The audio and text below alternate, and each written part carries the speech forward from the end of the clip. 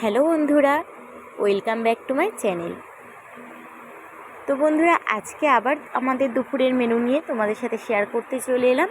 তো দেখো, আজকে দুপুরের মেনুতে ছিল সাদা ভাত, আর এখানে আমি ছোট্ট ছোট্ট দুটো গোল গোল পেঁয়াজ নিয়েছি।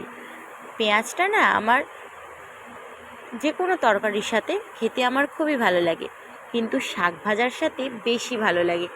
তো আজকে মা করেছিল কলমি শাক ভাজা,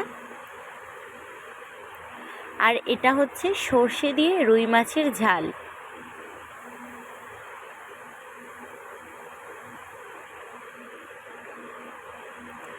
আর যেটা ছিল সেটা হলো কাঁচা আম, ঢেঁড়স আর মাছের ডিম দিয়ে টক, যেটা আমার খুবই পছন্দের।